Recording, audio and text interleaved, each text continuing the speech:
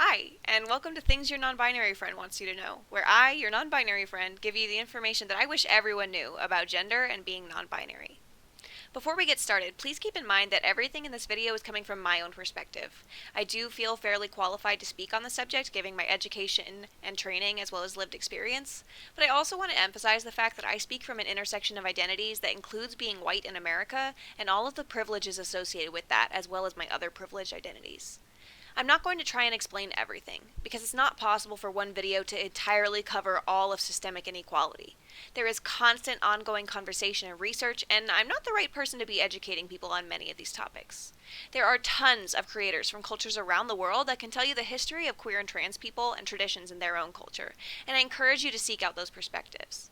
There's so much to learn about pre-colonial cultures' views of gender, as well as the resistance to the post-colonial gender binary. As a white person, I'm not the right person to teach about these topics because the resistance of the gender binary has been led by queer people of color, and you should seek education about their history from educators who share that identity and can speak from their experience.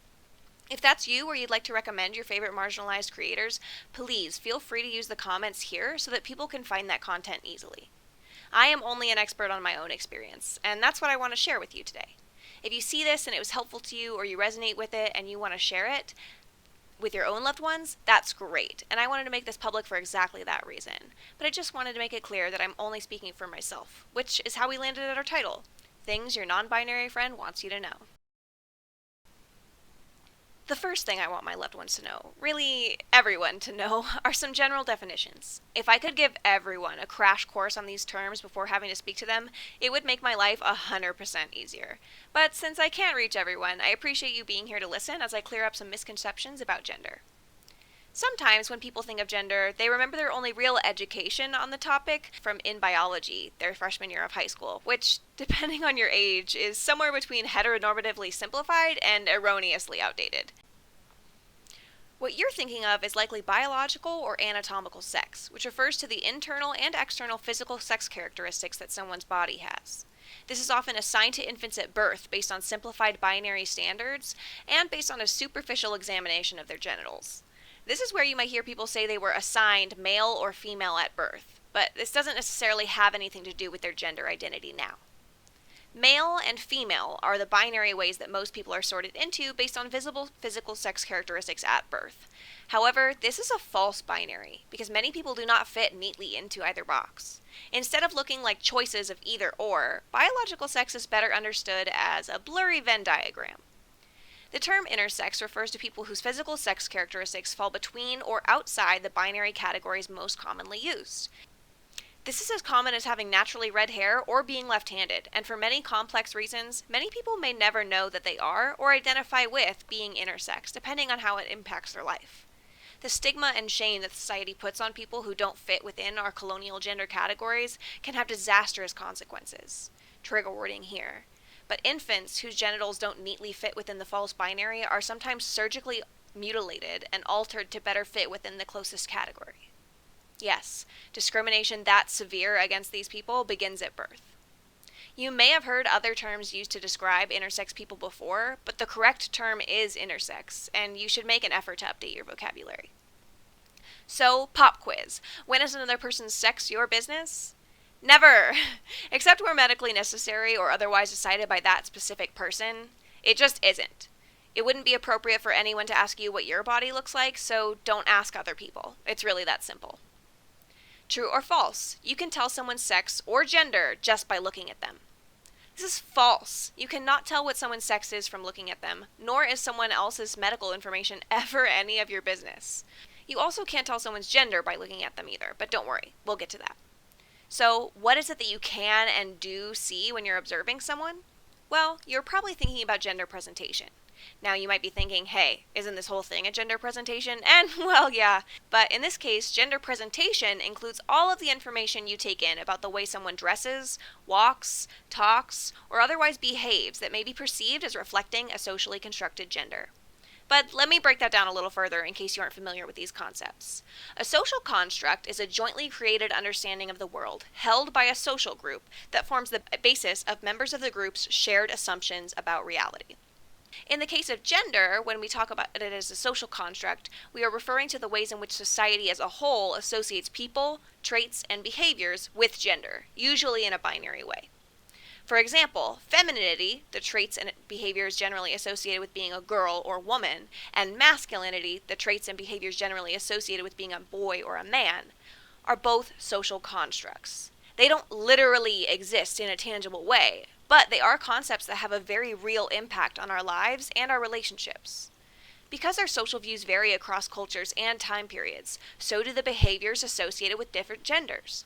For instance, many things currently considered feminine were originally invented and intended for men, like high heels and makeup, while things like coding and even wristwatches used to have more feminine associations but now are considered more masculine.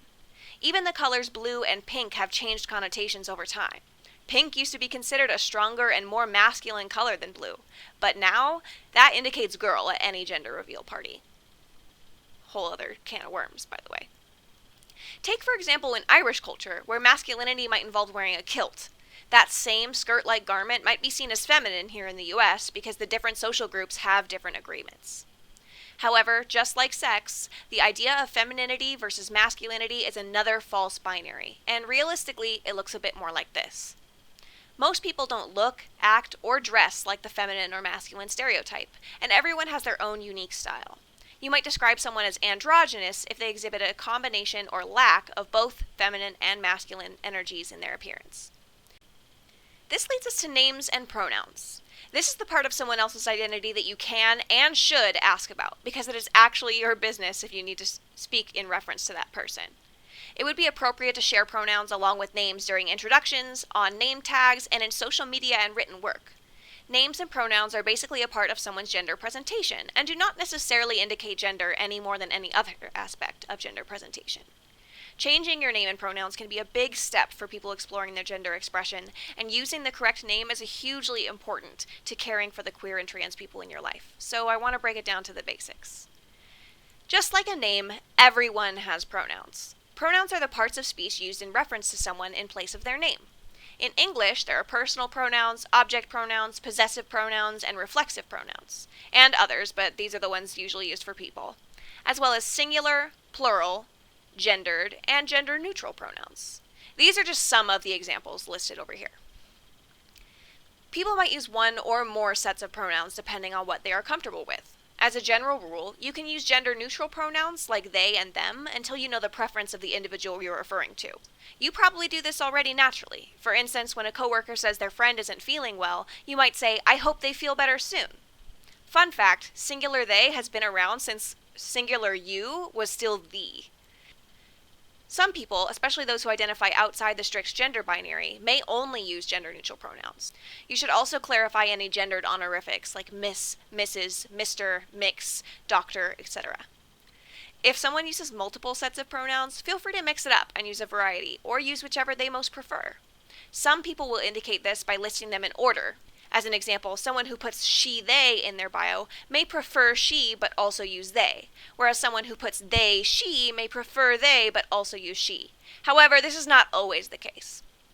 Other people may use neopronouns. Neopronouns are a great example of the way that language evolves with people.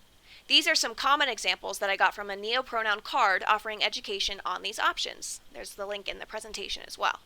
I won't go into too much detail, but these pronouns are often common among non-binary and neurodivergent individuals and can be used just as easily as any other set of pronouns with enough practice. So don't assume.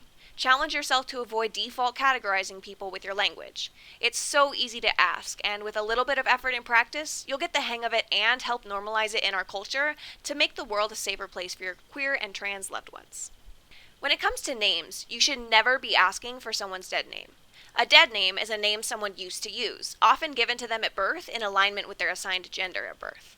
Using someone's dead name can cause discomfort and trigger dysphoria for trans people, although you don't have to experience dysphoria to be trans. Because many trans people dealt with shame, bullying, abuse, and other traumas while closeted under these names, using them can cause anything from a sinking feeling in our chest to flashbacks and anxiety attacks, in my experience, depending on the severity and frequency. If you absolutely need to know someone's legal name for legal or employment reasons, make sure you avoid harmful phrases like real name that invalidates the person you're talking to. If their name has been legally changed to their true name, then any other information is irrelevant. All that matters is how you can reference them from now on. Unless they have clarified with you, this usually goes for referring to them in the past, present, and future. The journey of self-discovery can be a long one, with many stages of experimentation along the way. Many trans people will change their names and or pronouns multiple times throughout their personal gender revelations. It takes some time to adjust to new ways of referring to someone, especially if you've known them for a long time. However, it can also be really scary asking your loved ones to call you by your new name and pronouns. So try to remember to be gentle and understanding, rather than making a big deal about the inconvenience to you. Put in the practice. Yes, even when they aren't around. Your loved ones are worth your time and effort, and the more you practice, the easier it gets to make sure your queer loved ones feel safe and welcome around you. A tip I saw on the internet and have used myself is that every time you slip up and misgender someone, out loud or in your head, take the time to correct yourself and practice their correct name and pronouns by giving them 3 compliments in your head. Or out loud. Who doesn't love compliments? It isn't easy to retrain your brain into new patterns, but the comfort of your current and future loved ones is worth it. So we've talked about biological sex, about social constructions, about gender presentation, about pronouns, but how are these things different from gender? Gender is an individual's interpretation of their own identity as it relates to the social constructions of gender that they subscribe to. Someone's gender identity can, and often does, change over time as an individual gains more understanding of themselves and the world around them. It may even change based on that person's environment, mood, or other factors. While the social construction of gender is a jointly constructed understanding of the world that forms the basis for shared assumptions about reality, an individual's gender is based on the way they personally experience that reality. So let's get into some more terms. Man or boy and woman or girl are binary ways in which you can refer to people who may identify with those social constructions of gender. Person or human and child or kid are ways to refer to people, especially ones that may not identify with social constructions of gender. Someone is cisgender if they identify with the gender that they were assigned at birth based on a doctor's superficial examination of biological sex. Someone who was assigned a female identification at birth, for instance, and also feels that their gender identity aligns with womanhood, might be a cisgender woman. A transgender person is someone who does not identify with the gender they were assigned or assumed at birth. They may or may not identify with a gender other than the one they were assigned at birth, either another binary gender or one outside of the binary or some combination of genders. Being cis or transgender simply describes if you identify with the gender assigned to you at birth. In terms of gender, binary is a way to describe cis and transgender people who identify within the socially constructed gender binary of man and woman, whether or not it matches what you were assigned at birth. Surprise, surprise though, this is another false binary, and it goes far beyond the either-or options and even the Venn diagram. There are infinite options because each individual's experience and perspective, and therefore identity, is so unique. To be non-binary means that someone does not only identify with the socially constructed binary of man and woman. They may identify with one or more genders outside and or within the binary, or with no gender at all.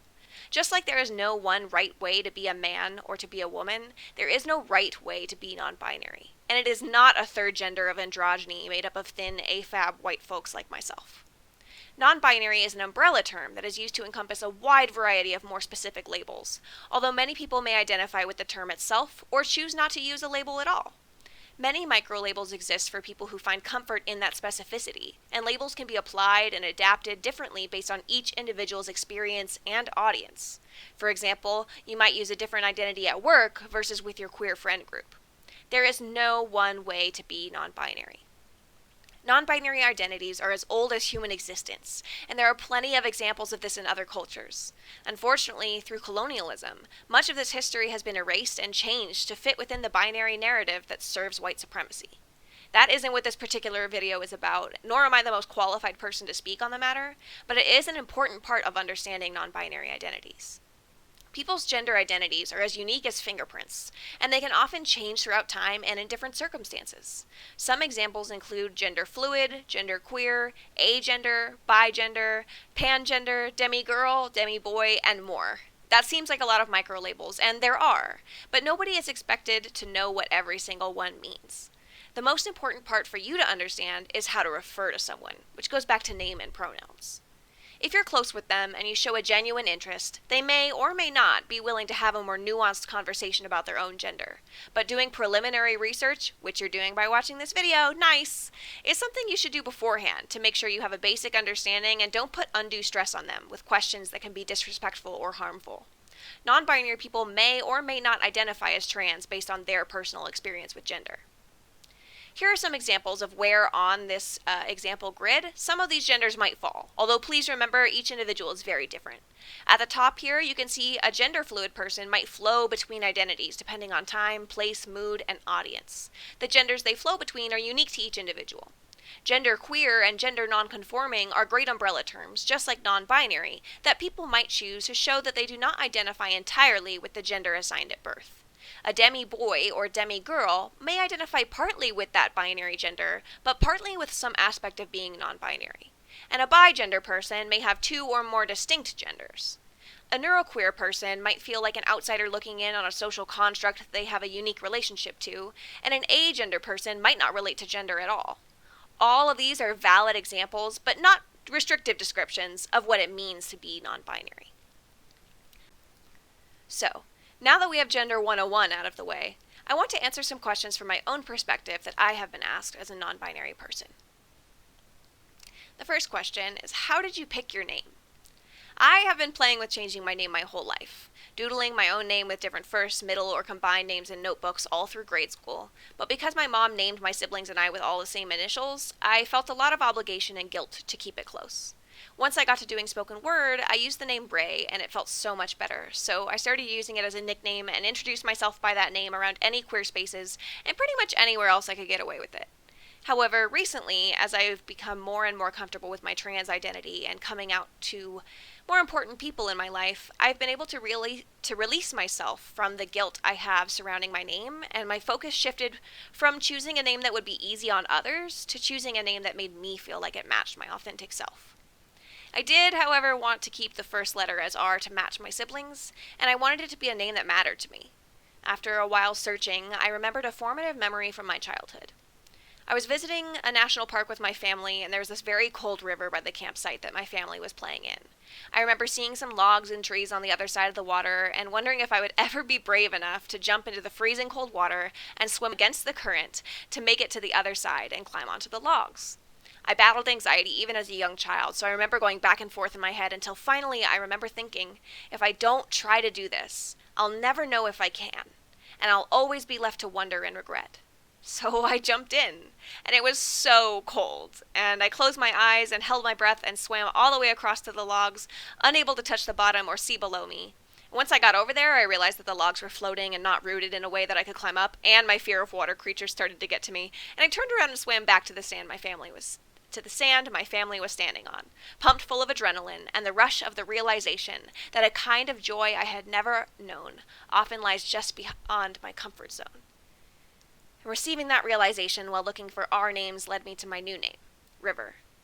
I have a bunch of poems that use water metaphors, and I think it fits me. I constantly rush and flow in ways not everyone knows, and all the while shaping the earth around me. It took me 25 years to think of it, and who knows, maybe I won't feel like it's a perfect fit forever, but right now, I love it, and it feels like me. What are my pronouns? They, them, or really any pronouns are fine, but I do notice when people only use she, her pronouns, because it shows that they might not take my identity seriously, or that they aren't doing the work to unlearn the transphobic stuff we are all taught within the American education system, and therefore they're not necessarily a safe person for me. To fellow non-binary people, it's important to remember that when someone does misgender you and continually uses only binary pronouns for you that match your assigned gender at birth, remember that that's not a reflection of who you are necessarily. It's just a reflection of them and their unwillingness to grow, learn, and change into someone who is comfortable for you to be around. And that's on them, not on you. I'm also actually trying my old transitionary name, Ray, as a form of neopronouns, so like Ray, Ray's, and Ray's self, which I'm hoping will make the second name transition of my life go smoothly, because I really still feel like Ray refers to me. It's just not necessarily my name. What is the difference between gender and sexuality? Great question. So, both gender and sexuality involve sets of labels that help people describe themselves and their relationships to others and society. These labels can also serve as a way to find communities of similar individuals and a sense of belonging. They both fall under the umbrella label of queerness, as part of a marginalized group of identities with painful but proud history, despite colonialism and violence. But depending on a person's intersections of other identities, their experiences of that marginalization can be very different.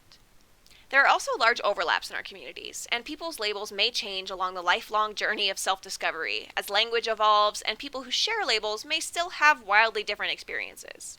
The big difference here in these descriptors is this. Gender involves someone describing their individual identity and sense of self as it relates to their community and social constructions.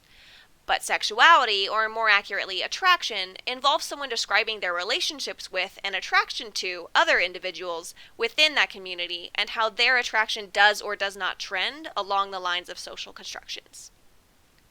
I have a lot more to say about this topic as well, but I think it is a complex enough topic to deserve its own video. So if you all like this one, I'll be sure to cover that topic on the next episode of Things Your Non-Binary Friend Wants You to Know. As far as myself, I, like any other person, reserve the right to change this at any moment, but I do identify as both non-binary and trans. In fact, I consider myself anti-binary in that I want to help dismantle the oppressive gender binary in my lifetime by encouraging people to question the roles they are told they must fill based on peer pressure and inaccurate stereotypes formed around an oversimplification of anatomy. I also identify as demisexual and pansexual, which to me just means that I experience sexual attraction to people regardless of gender, and it is usually dependent upon having an emotional connection with that person. I also really enjoy the label neuroqueer because as someone who is realizing late in life that I am neurodivergent, I love how finding that community has helped me understand and process how my atypical neurotype hugely impacts my perception of gender as a social construct as well as my own identity. That being said, I also really resonate with the concept of gender fluidity because I do feel that constant flux and change based on circumstances. And at times, in certain circumstances, I do feel a fondness in identifying with womanhood, and I can relate to a lot of the experiences of being raised and perceived as a woman. But I would say a good majority of the time, thinking of myself that way is incredibly uncomfortable. Obviously, not everyone needs all those details, so I stick with basic labels unless I'm in an appropriate queer or educational setting. How do you know you're trans? So there's no specific criteria that you have to meet to be trans. Some people say you have to have dysphoria, but I don't think that's true or necessarily helpful because dysphoria can feel so normal until you have euphoria to compare it to. And because gender roles are often strictly enforced, many people just assume their default assignment is correct, even if it isn't. The process of realizing that you are trans is different for everyone, but for me, it took a long time and many stages of healing myself to be able to accept myself for who I really am. Now, when I look back at old memories and even some old photos, it just seems so obvious to me. But at the time, I just didn't have the resources or language to properly describe my identity. Even once I did, the damage of the gender binary had already taken its toll, and it took me several more years until I was able to fully accept myself as trans. I'm also not saying that it's a choice to be trans. It's more like choosing to use the words you find to describe yourself the way you've always been inside, and the way that you are becoming your true self. And finding that true self can be a long process of trial and error. But if something is calling you to that experimentation, follow that voice, because there's a good chance that that's the real you trying to get out. The gender I was assigned at birth fit me like an itchy, hand-me-down sweater my whole life, and I finally became sick of wearing it just to match other people or make them happy. My choice was to prioritize my mental health and well-being over the comfort of the people in my life with ignorant and intolerant opinions that they wanted to share at my expense.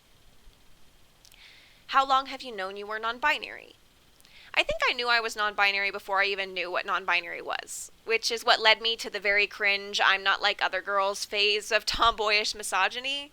I climbed every rock entry I could find, played on the boys' basketball courts in middle school PE, and even cut my own hair as a very young child because I thought it was too long.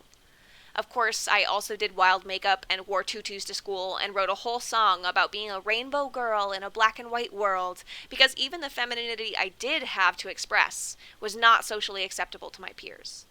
Of course, a lot of this has to do with a neurodivergence as well, and the fact that I was raised by libertarian conservative parents, unfortunately repeating the cycles of gendered generational trauma. Between facing gendered violence and trying to mask into who I was supposed to be, I spent years hiding my real self away and trying to expand the walls of the box of womanhood to fit inside. But there was never quite room for all of me. It wasn't until I went to university that I was given the space, tools, and education to begin my journey of rediscovering myself.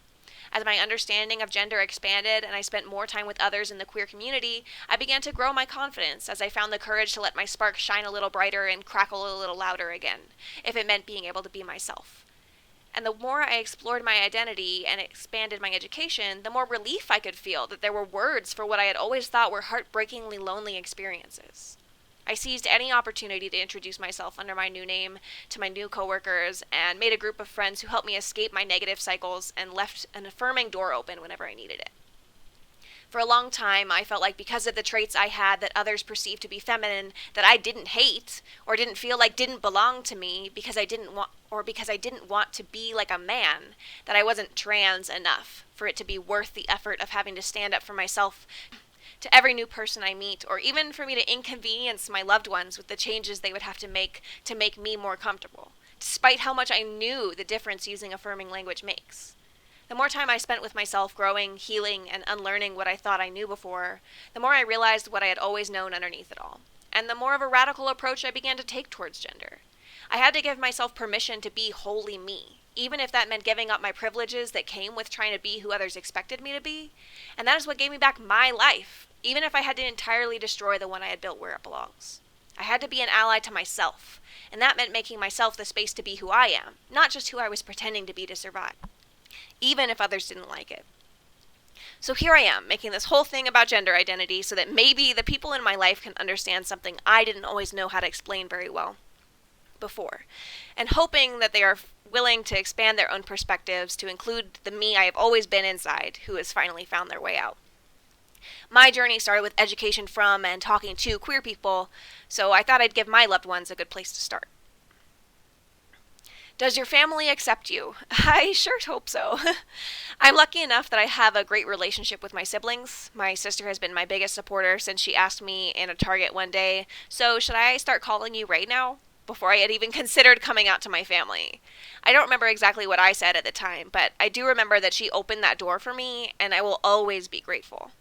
I have a complicated relationship with a lot of my other family members, and I sometimes wonder if they even understand what being a non-binary person means, but I guess that's why I'm making this video, and we'll find out soon, I suppose.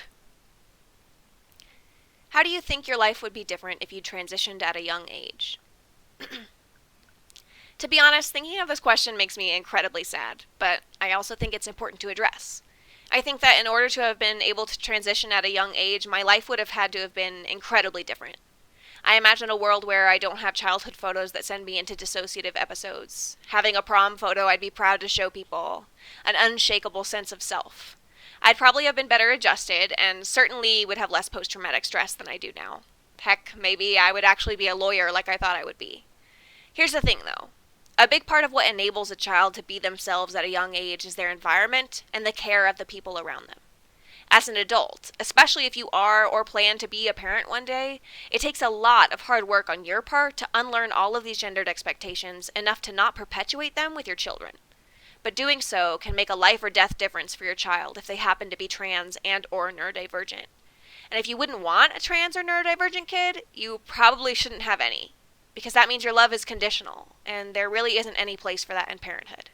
Children know who they are, and if you encourage them to keep growing and exploring and becoming themselves, they will, and it will make a huge difference in their relationship with you and their relationship with themselves. What are you most excited for in transition? I think I'm most excited to reconnect with my body. From a very young age, I had problems with eating related to both my trauma and my neurodivergence, but they mostly went unnoticed by the adults in my life because girls are supposed to be small. After freeing myself from that gender expectation and unpacking my other issues, I am starting a new journey of developing a healthy relationship with my body. While you don't have to have dysphoria to be trans, looking back, I realized that a lot of my issues with my self-image were related to dysphoria. my hope for myself in my transition is to release my body from oppressive expectations and learn to nourish it in all the ways I was never really taught how to, with the intention of being strong and healthy. I haven't undergone any medical transition, and I'm not sure I will, but being out and accepted in spaces where I'm addressed by my proper name and pronouns makes a huge difference in my day-to-day experience and likely saved my life. It feels like rediscovering myself and making my inner child proud. What is the best part of being trans? Maybe this is the poet in me, but I think one of the best feelings was finding a word for something that you thought was a solo experience and realizing there is a whole community of people like you. I feel a sense of belonging and understanding with other people who can relate to having worn the mask of who you were supposed to be for a large part of your life. But I want to live in a world where that is not central to the trans experience. I'd love to live in a world where trans children aren't forced into hiding themselves, and helping other people set themselves free of gender expectations is my favorite part of being out as a trans and non-binary person. Why not just be a feminine guy or a masculine woman? Okay, so I hate this question, but I am going to answer it anyway because I think it's one that a lot of people might ask. My question in response would be, how do you choose which of these things to be when both apply about the same amount? I think when people ask this question, what they're really asking is, why can't you just say your assigned gender at birth to make it easier? Some people may feel at home using those labels, masculine woman and feminine man, but especially if they do identify with their assigned gender at birth. For me personally, though, I don't feel like either of those things more than the other. Beyond my personal feelings, once it really set in for me how much the gender binary is a result of colonial oppression and often a vehicle for white supremacist violence, and I gained the confidence to allow myself to stop wishing to be and instead simply become who I want to be, because I find that the difference between who you are and who you want to be is often just a lot of hard work, much of which is psychological, but it didn't make any sense for me to identify in a binary way anymore. It's worth the effort to educate those around me and hopefully encourage them to respect me and other queer and trans people. It can be a heavy burden to bear sometimes, but the sense of freedom I feel when being respected as myself is worth it all. Has being trans been an obstacle in life? It's important to remember that the difficulty that comes with being trans doesn't come from being trans. The difficulty comes from the way we are treated by others on an individual and institutional basis. Being trans is a liberating gift. It's the transphobia and cis heteronormativity that makes things ridiculously hard. Individual and systemic. For instance, all the red tape around legally changing your name and or gender identifier officially is not only a huge hassle, but for anxious and neurodivergent people like myself, it can be terrifying and even panic-inducing. Some days I think I could do it eventually, and other times I don't know if it'll ever happen. This is a great example of why intersectional lenses are important, because for someone with resources and a typical neurotype, it might be an inconvenience, like having to go to the DMV or some other annoying administrative task, whereas for people without the funds, time, and mental capacity, it becomes an almost insurmountable task. The systemic oppression of marginalized communities impacts us all differently. What is the hardest part of your daily life as a trans person? Well, first, I want to acknowledge the fact that I am immensely privileged as a white person, and that greatly impacts my answer to this question. I think the hardest part of my personal trans experience is that, as a non-binary person, it is pretty much impossible to pass as your correct gender. Basically, unless I'm talking to other queer and trans people, and even sometimes when I am, people are generally going to assume that I'm a woman and usually default to using she/her pronouns for me, which, when it happens so often, can cause some serious gender dysphoria for me. I do use any pronouns, although they/them are my favorites, but I can usually tell when someone doesn't understand or doesn't respect my identity, because they will default to the pronouns they think I most look like, which I get, because I know firsthand how difficult that mental process can be to unlearn. But it definitely indicates to me who I am more or less safe around. In the best case scenarios, people will ask for pronouns and then proceed to use them as appropriate without asking a lot of follow-up personal questions, because they have done or are willing to do the work it takes to educate themselves on their own, without placing that burden on trans people they don't know very well. That being said, there are times I love opening up about my experience, especially when I'm talking to friends who are on their own journey of gender discovery, but it can be really exhausting to constantly be obligated to expend the mental and emotional energy it takes to educate people about your own existence when there are so many good resources out there. What worries me most as a trans person? I have a severe anxiety disorder, so that's a complicated question, but I do worry about the state of the world pretty much constantly. I feel like so many people are afraid to expand their understandings, and they don't realize that there's no such thing as neutrality in systems of oppression. We need to dismantle them if we want to survive, like as a human race on planet Earth. And it seems like a lot of people are unwilling to get uncomfortable in the name of progress, which is really frustrating. I feel like the way I deal with that is by trying to show up authentically and show love to people and share the knowledge I do have. And that's a scary thing for me, being non-binary and neurodivergent, but I also have a lot of privilege as a white person, and I want to use it for good in all the ways I can manage while still keeping myself afloat. How can I make things better for you? You're already starting. You've made it this far in the video and hopefully have learned something. One of the biggest barriers in my life as a non-binary and neurodivergent person is constantly having to explain myself. Confrontation on behalf of myself and my boundaries is something I've always struggled with, and if more people were informed in how to create a more inclusive space for people like myself and other marginalized people, it would reduce a lot of stress. So share things that educate you with your friends and family, especially the more problematic ones, because you have a much easier time convincing the people in your own life than a stranger does. Encourage environments of respect and work to unlearn making assumptions about strangers based on their appearance. What would have made it easier for you to come out? You know, I dream of a world one day where nobody ever has to come out, because we stop assuming that there is a normal way to be and that people's queerness somehow makes them different enough that they have to break the news to their family and friends and risk losing loved ones. That being said, I know there is a long way to go before we reach that on a large scale, but I know it would have made a world of difference for me. If I had a full education on the topic of gender before going to college for it, and more queer representation in the world around me, I think I would have been much quicker to accept myself for who I am and show that to the world. What do you wish your cis allies knew?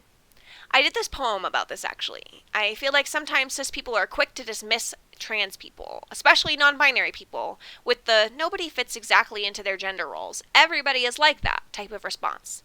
And that particularly hurts me to hear. I remember having similarly confused feelings when I first learned the concept too, and to that I would say that yeah, you don't have to fit exactly to identify with that gender, but also, if you feel like it doesn't fit, there's nothing stopping you from giving it up and or picking another one. Your gender is about your personal understanding of your identity, and I wish that more people rejected the idea of a default kind of identity and expanded their own relationship to gender, because a lot of the roles that binary and cis people uphold can be harmful. But if you take the time to understand and respect gender identity, then you're doing your gender on purpose, whether it binarily matches the one you were assigned entirely, partly, or not at all. What should I say to my friend, family member, coworker, or loved one who just came out? So there isn't really a script I could give you to say, but if you've listened this far, you obviously mean well, so I'll give you some tips. In this world full of misinformation designed around white supremacist colonialism and cis heteropatriarchy, it is easy and even unavoidable to uphold harmful ideals, even by accident. This is why the colorblind approach of not caring actually hurts more than it helps. Neutrality on issues of conflict benefits the powerful, so when you say you don't care what someone's gender or sexuality is, you aren't choosing something neutral, but in fact supporting the oppressor and silencing your queer loved one, signaling to them that they should keep their guard up around you, because you haven't done the work to become a safe person for them. Instead, try taking a moment to just listen.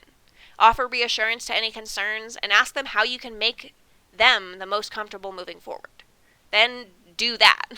Aside from that, the best thing you can do for your loved ones that are coming out is commit to the journey of learning. My favorite piece of advice I ever got from my dad was, if they won't give you an education, go out there and take it. And that stuck with me all of my life as a very curious kid who constantly wanted to learn the next new thing.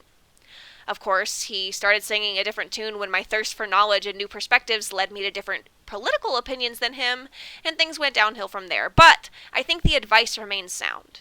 It took me a long, long time to learn about my own experience, because the current system is not built for queer and trans people or any other marginalized identities, hence the entire concept of systemic advantage and privilege versus disadvantage and marginalization. But I went out there and took queer history and gender expansive theories from them and found my community, and that was what saved my life. That's why I talk about it so much, because with every new person that sets themselves free from the gender binary thinking, we take one step closer to changing the world. When it comes to interacting directly with that loved one while on your journey of learning, and especially asking questions, clear the 3 cues. 1. Is this something I could Google and learn on my own? If it is, do that. 2. What is it that I really want to know here? And is that my business? Be honest with yourself. And 3, is this an appropriate time, place, and manner in which to ask?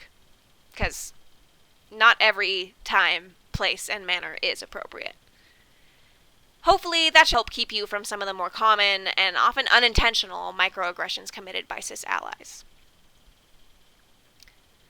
What can I do to be a better ally to my queer friends, family, and fellow Earthlings? Well, education is important, and you're already here and looking to learn, so that's great. Make sure the education you receive is from the right people, the ones with lived experience, and question anyone who claims to speak for everyone. Help the people around you learn with you and share resources. Questioning your own gender and perspectives is another big one. Once you understand that gender is not what you necessarily thought it was, you get to explore the nuance of your own gender. You might be cis, and that's great too. But questioning and exploring your own understanding of gender will help you normalize the process of questioning and create a safer space and more welcoming environment for all. Who knows, you might just find yourself along the way. The importance of language. Correct people even when they aren't around. The burden of education that often comes with marginalized identities can be incredibly exhausting. And some people may decide they don't want to or need to explain themselves. And that's valid. Don't speak over anyone, but share things that you've learned and hold people to respectful standards, even when it appears there are only cis-het people around. Honorifics and other gendered language, ask before using gendered options, and try to use gender-neutral options unless you know for sure it's okay. Put your money and action where your mouth is. Donate directly to people in need or do your due diligence to research which organizations best meet the needs of the marginalized community you're looking to help. Time is money too. You can do favors for members of your community, share information, and donate your time to good causes. Normalize not making assumptions about gender based on presentation and help others learn and practice. You have more power to make spaces safe or unsafe for queer people than you realize, and it can be as simple as offering and asking for pronouns in your introductions or expanding options on virtual platforms. Yes, practice new names and pronouns, but also work to shift your understanding of who that person is and your understanding of what gender is. If you've made it this far, thank you for watching. I hope you learned something today and that this has been helpful for you in your gender education journey and that you are inspired to keep learning and researching. I want to open my comment section up to questions you'd like me to answer in future videos, but also to link to other queer people of color who are educating others about queer identities within their cultures. The history of gender pre-colonialism is as diverse as queer people themselves, and learning about all that's been erased can help you better understand people who are finding themselves outside of the world you knew before. Approach this journey with curiosity, with kindness, and with a willingness to accept that we are all privileged at many intersections in our lives, and that each of those privileges provides an opportunity to make positive change in this world that not everyone has access to. And that's what I'm here trying to do. So, until next time, I love you.